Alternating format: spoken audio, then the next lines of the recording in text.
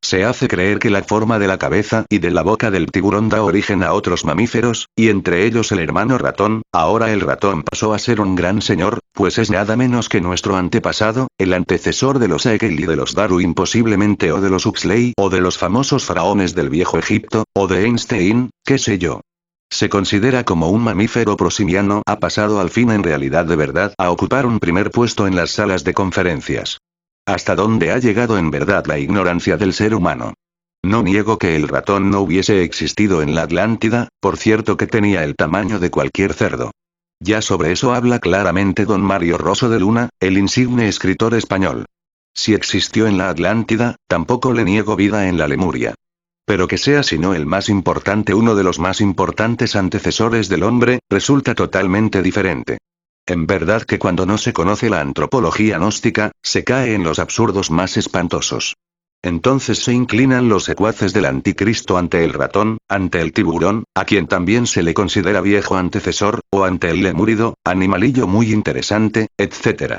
Pero cuando uno ya conoce a fondo la antropología gnóstica no cae en semejantes ridículos. Al analizar cuidadosamente los principios de la antropología materialista, descubrimos que sus fantasías se deben precisamente al desconocimiento total del gnosticismo universal.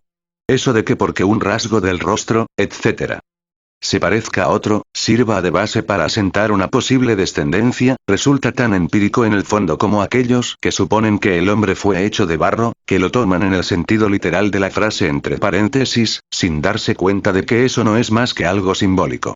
Los gérmenes originales de la gran naturaleza, hombres o bestias, se desarrollan siempre en el espacio psicológico y dentro de las dimensiones superiores, antes de cristalizar en forma física, y no hay duda que son similares en sus construcciones, de manera que no podrían jamás servir de basamento, o de fundamento para asentar una teoría o simplemente para lanzar un concepto básico. Se diferencian los gérmenes a medida que cristalizan y lentamente eso es apenas normal. El origen del hombre es algo más profundo. Se desenvolvió de entre el caos, en las dimensiones superiores de la naturaleza, hasta cristalizar en forma sensible en los antiguos tiempos. Incuestionablemente en futuros capítulos iremos avanzando más y más en toda esta cuestión. Quiero decirles con entera sinceridad que el origen de la humanidad quedará al descubierto en estas conferencias, qué causas primarias y secundarias dieron origen a la humana especie. ¿Conocen acaso esto los antropólogos materialistas?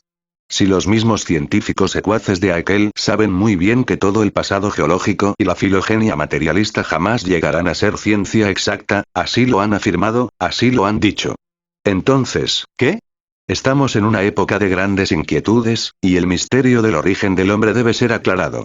El terreno de las hipótesis es detestable, es como un paredón sin cimientos. Basta darle un ligero empujón para convertirle en menudo sedimento.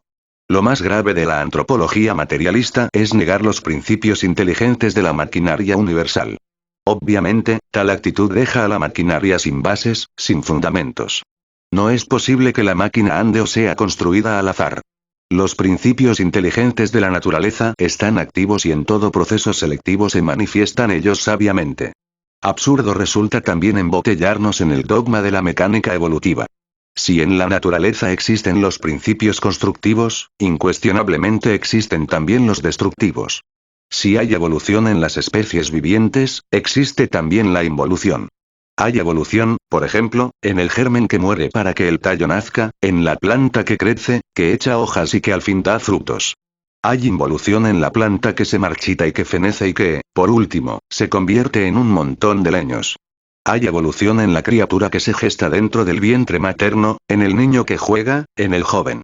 Hay involución en el anciano que decrece y que al fin muere. Evolucionan los mundos cuando surgen del caos a la vida, después involucionan cuando al fin se convierten en nuevas lunas. Así es que si consideramos la antropología exclusivamente a través de la mecánica evolutiva, estamos hablando en forma parcial, caemos en el error.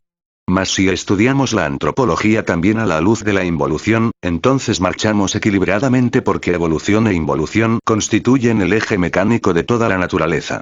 Así que considerar que la evolución es la única base de todo este gran mecanismo natural, resulta absurdo en forma total. Tenemos que considerar la vida y la muerte, los tiempos de desarrollo y los tiempos de caducidad. Solo así marcharemos correctamente dentro de la dialéctica gnóstica en su forma integral. En modo alguno estamos dispuestos nosotros a quedar embotellados en el dogma materialista evolutivo.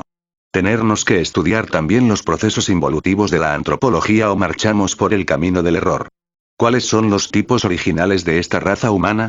Nosotros tenemos métodos, sistemas científicos, por medio de los cuales podemos ver, oír, tocar y palpar esos tipos originales. Sabemos muy bien que antes de que el animal intelectual apareciera sobre la faz de la Tierra en la Atlántida de Platón, que no es una simple fantasía como pretenden los fanáticos ignorantes de la famosa Pangea materialista, ya existía el hombre. En la Lemuria existió el hombre, lo mismo que en la época hiperbórea y polar. Mas estos son puntos que solamente iremos desarrollando en futuras conferencias para mayor claridad de todos aquellos que escuchen y lean esta conferencia. La Atlántida realmente existió, fue un continente ubicado en el Océano Atlántico. Restos de la Atlántida tenemos nosotros el archipiélago de las Antillas, las Islas Canarias y aún la misma España, la cual es un pedazo de la antigua Atlántica. Pero esto no lo conocen los fanáticos de la antropología materialista, ni los geólogos tan atrasados en el fondo, incapaces para proyectarse en el tiempo. ¿Cómo podrían ellos saber algo sobre lo que ocurriera hace tantos millones de años, en la Tierra del Mioceno? ¿Qué saben ellos del Mioceno? ¿Lo han visto? ¿Lo han tocado? ¿Lo han palpado? Si nosotros hablamos del Mioceno es porque podemos verlo y sabemos que es asequible a aquel que sea capaz de desarrollar las facultades trascendentales del ser, latentes en el cerebro humano. Pero la actitud de negación materialista es incongruente, se dice que no se cree sino en lo que se ve, y ellos creen todas sus hipótesis absurdas. Hipótesis que nadie ha visto, que a nadie les constan. En realidad de verdad, nunca científico alguno vio al primer hombre. Mas hablan ellos con tanta autosuficiencia como si hubieran estado en el Mioceno, como si hubieran visto los antropoides surgiendo allá, de la antigua Lemuria. Los antropólogos materialistas entronizan a sus dioses maravillosos, como lo son los famosos lemúridos y también los mandriles, como prosimianos sublimes de los cuales descendemos. ¿Les consta eso? ¿Lo han visto alguna vez? Nunca. ¿En qué se basan? ¿En cosas que han visto? ¿Y no son ellos mismos los que dicen que no creen sino en lo que ven? Entonces, ¿por qué están creyendo en lo que nunca han visto? ¿No es acaso esto una contradicción? ¿No resulta en el fondo esto incongruente? Glosario Primera Cátedra Charles Robert Darwin 1809-1882, biólogo británico. Interpreta las teorías evolucionistas en términos de la teoría de la selección natural y la lucha por la existencia. Su principal obra fue El origen de las especies por medio de la selección natural, publicada en 1859. Fue precedido por su propio abuelo Erasmus Darwin 1731-1802, autor de Zoomomia, por Lamarck y otros de menor renombre e importancia. Ernest Lassenrichek 1834-1919, autor de Biólogo creación alemán, natural quien y se adhirió a teorías darwinistas. Sistema Las Siponocloren donde expone su monismo naturalista o materialista, según el cual la vida surgiera bajo condiciones favorables en el abismo acuoso del océano con el famoso monerón atómico, Batibius batibio animal protozoario gelatinoso. Batibius viene de batis igual, profundo y bius igual vida en griego. Protistas son los naturalistas, biólogos, etc. Secuaces del evolucionismo, quienes sobre texto de justificar su dogma de la evolución, han inventado reinos, especies animales intermedios los cuales existirían en un remoto pasado. Creen llenar así el hueco dejado por los famosos eslabones perdidos. Tales reinos intermedios también son llamados protistas e incluyen seres de dudosa clasificación. Monerón atómico. Ver nota sobre Ernest Henri Haeckel. Jean-Baptiste Poquelin. Llamado Molière 1622-1673. Comediógrafo francés. El más alto exponente del teatro cómico francés. Censura con agudeza los vicios de su época y sabe encontrar el aspecto ridículo de las situaciones y personajes. Catarrinos o catirrinos del griego cata, hacia abajo, rinos igual nariz. Género de monos que tienen muy estrecho el tabique nasal de modo que las aberturas de la nariz están dirigidas hacia abajo. También por oposición a los platirrinos animales especialmente monos de nariz ancha y aplastada el mono catirrino sin cola el orangután y el gorila se llama antropoideo por parecerse exteriormente al animal intelectual equivocadamente llamado hombre. Thomas Henry Huxley 1825-1895, padre de Leonard Huxley, quien a su vez es padre de Aldous Huxley. Thomas como biólogo y escritor quiso promover la comprensión popular de la ciencia. Compartió el evolucionismo de Darwin, autor de Oceanic Mioceno Hydrozoa y A Manual of the Anatomy of Vertebrate Animals. Época de la era Genozoica, período terciario, según la cuarta clasificación de la ciencia materialista. Abarca desde hace 25 millones de años hasta hace unos 15 o 13 millones. Pangea del griego pan igual toda, gea igual tierra. Teoría sobre el desplazamiento de los continentes, ideada en 1912 por el geofísico y meteorólogo alemán Alfred Lothar Wegener 1880-1930. Según esta teoría, en un pasado lejano, todos los actuales continentes estarían unidos y se han ido desplazando mediante supuestos movimientos continentales. Las pruebas del carbono 14. Potasio-argón, del polen y otros son los sistemas empleados por la ciencia materialista para investigar la constitución geológica del pasado, para determinar la antigüedad de los hallazgos arqueológicos, etc. La prueba del carbono, 14 o radiocarbono se basa en procedimientos físico-químicos y en el hecho que los seres vivientes asimilan el isótopo carbono, 14, almacenándolo en las partes duras huesos, dientes, madera, etc. Con este método logran detectar edades de 50 a 60.000 años máximo. Los otros sistemas son mucho menos exactos y confiables según la misma ciencia materialista. Cuadrúmano. Cinocéfalo del África Occidental. Cinocéfalo del Gramos Kwon, perro, y Kepale, cabeza. Especie de mono grande de África, cuya cabeza recuerda a la de los perros. Los egipcios adoraban a los cinocéfalos. Prosimios o mamíferos prosimianos, antiguo orden de mamíferos equivalentes a los actuales lemures, que se caracterizaban por tener el pulgar oponible en alguna de sus extremidades. SCM sería el eslabón perdido entre los quirópteros y los verdaderos monos. Alto en el diccionario pequeño Larousse Ilustrado comenta que el ratón era denominado con la palabra alto en la antigüedad. Herrera Alonso L. biólogo mexicano, nacido en la capital el 3 de julio de 1868. Es conocido en el mundo científico acerca de sus trabajos sobre la plasmogenia, nueva ciencia que trata del origen del plasma y que ha sido creada por él. Ha iniciado una filosofía etérea y define la vida como el movimiento en el infinito, reduciendo cuanto existe a las propiedades del éter, considerado como elemento químico primordial. Sus experimentos de plasmogenia se hallan consignados en 35 tomos de trabajos publicados desde 1892 hasta 1925. Su obra capital es La Vie sur les Plateaux. También ha escrito obras como Notions de Biologie de Plasmogenie, Berlín, 1906 Farmacopea Mexicana y otras.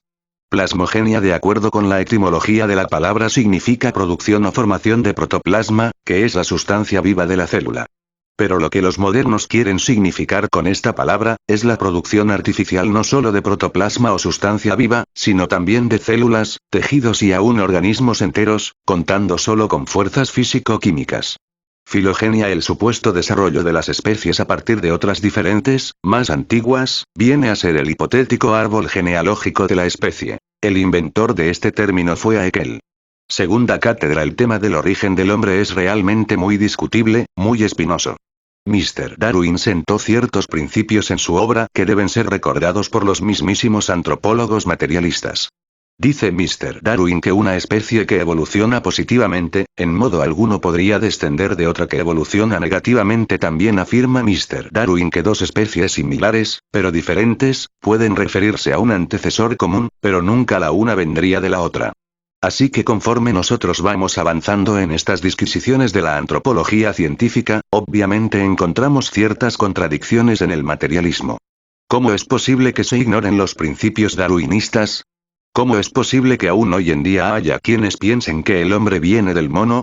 Incuestionablemente, los hechos están hablando por sí solos, hasta ahora no se ha encontrado jamás el famoso eslabón perdido. ¿Dónde está? Mucho se ha hablado contra la existencia del padre de Manu, el Dianchoan, pero son en realidad millones las personas en el mundo oriental y hasta en el occidental que aceptan al Dianchoan. Además, es más lógica tal creencia que aquel hombre mono que aquel quisiera que existiese pero que en realidad de verdad no pasó de ser más que una simple fantasía de su autor. Los tiempos van pasando y no se ha descubierto en ningún lugar de la Tierra al famoso hombre mono. ¿Dónde estará un mono que razone, que piense, que tenga un lenguaje asequible a todo el mundo? ¿Cuál es? Incuestionablemente, esta clase de fantasías literarias no sirve en el fondo absolutamente para nada. Obsérvese, por ejemplo, el tamaño de los cerebros. El cerebro de un gorila, en volumen, no alcanza a ser ni siquiera la tercera parte del cerebro de cualquier salvaje de Australia, que bien sabemos, entre paréntesis, que son las criaturas más primitivas de nuestro globo terráqueo. Faltaría un eslabón que conectara al gorila